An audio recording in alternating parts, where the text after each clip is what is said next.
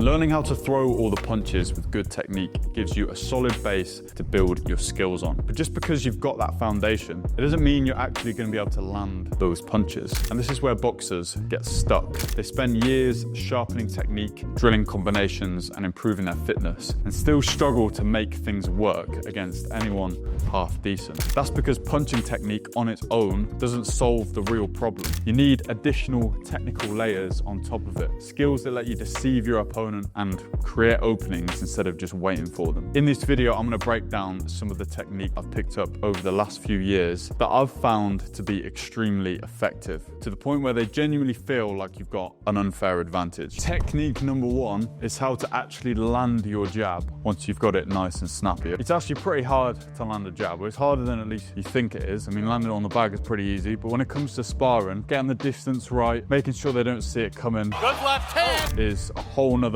different skill. And I found the best way to do this is by disguising your jab. Now, this isn't just another boring tip of feint before you do it. This is actually something that I picked up on through doing a lot of sparring and watching a lot of high-level boxers spar. They tend to disguise their jab with body language. So instead of just being in this position and just throwing the jab from here,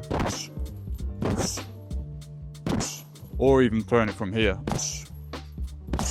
instead, you want to sort of move your body like this, just how you would when you're boxing. You know, when you're in closing your opponent down, or if you're on the back foot, you're moving around, you've got this upper body sort of sway. And with that little sway, you can get yourself into a position where your torso is squared up slightly. As I'm swaying like this, I can get myself into this position where my torso is square.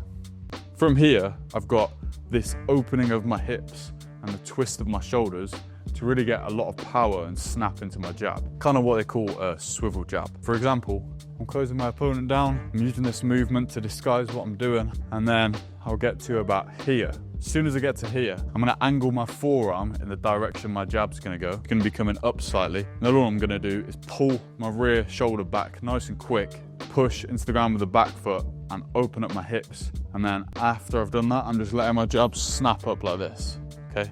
So it's that kinetic chain, kind of like an up jab or a swivel jab, or jabbing after a slip, okay? Same sort of thing, except we're just gonna disguise it, normal movement. Okay, so we're moving around like this. Okay, we could be feinting here as well. And then it gets here. Now, it doesn't have to be this position. It can basically be any position. I could even get to this position here where I'm sort of loading that spring in my back leg, getting low, dropping this hand, and then as I get to that position, I'm coming straight up like this, okay? So we're disguising it into our movement. Remember, as you're getting closer, you're creeping this back foot in as well. You're getting that back foot close so you can spring off it when you're ready. I'm gonna give you two other good ways of doing this, of disguising the jab. The first one, it's like using an up jab, but it's from your normal guard position. Then all you're gonna do, keeping your upper arm still, you just let your arm drop like this.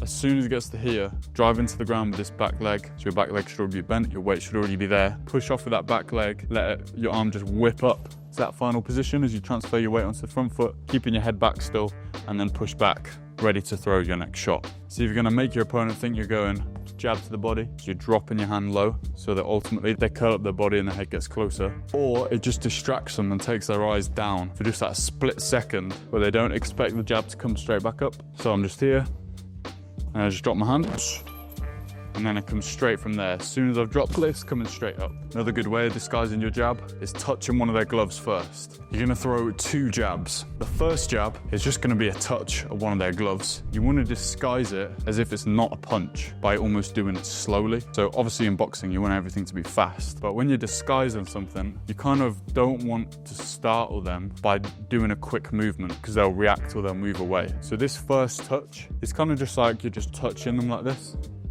Alright, but I'm not throwing it quick. I'm not doing it really fast. I'm just going like that. Because it's so slow and because it's your jab, they're not gonna really react to this one. And all you're doing is you're touching their glove. So they shouldn't really react to this first jab. You touch, and then you're gonna keep this shoulder up as you bring your arm to 49 degrees. And you keep your wrist bent. You're going to keep your knuckles sort of aimed forwards so you can keep the elbow in. You're going to drive into the ground with the back foot again. And you're going to push, let your arm spring out for the second jab. And then again, push off the ball of the foot to get safe, or step in further if you want to throw more shots. Okay, so it kind of looks like this. Yes.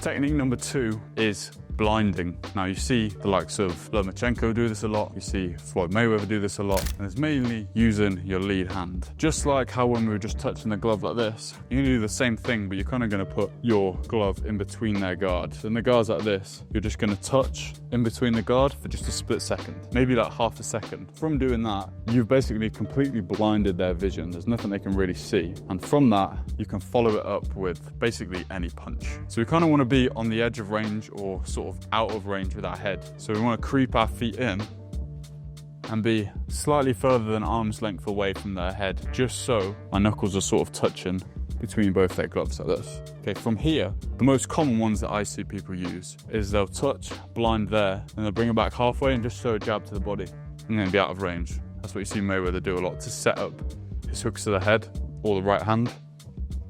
You just touch that.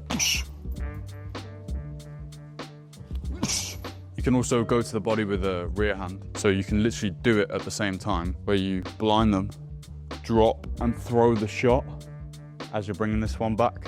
Sometimes you see boxers blind, throw the shot and then come out. So they literally blinded them the whole time. Then they threw the punch. Then you can follow it up with a hook to the head.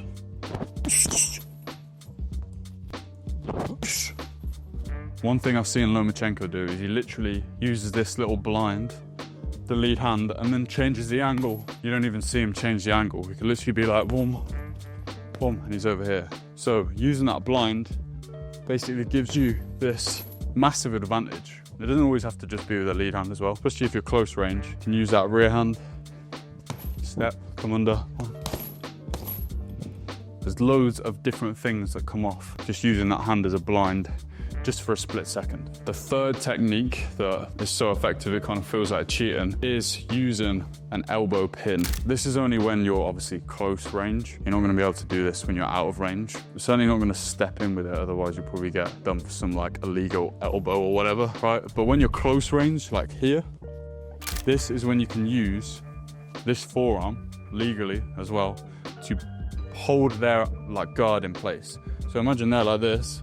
All you have to do, imagine you're the other side, is just bring this elbow up like this, and that pins both their hands to their face. They effectively can't move. From there, you can either reposition yourself or move them and then come up the middle, or you can hold the guard there. You can throw the rear hand shot up the middle, or the uppercut, or around the side. You could throw the uppercut to the head by moving it out the way. So at the last second, boom, because it also acts as sort of acts like the last technique, which was blinding as well at the same time. You don't just have to do this with the lead hand, you also do this with the rear hand like this. You can move them that way, and you can come here. But this pinning basically gives you a split second whilst you're on the inside to do whatever you need to do, whether that's reposition or get ready to throw some more punches or set up a combo or set up a punch. Whatever you need to do, you can just do it in that split second. It works as a great little reset in between combos. I could go boom, boom, boom. I could drop to here. If I just drop to here like this, I'm in danger here.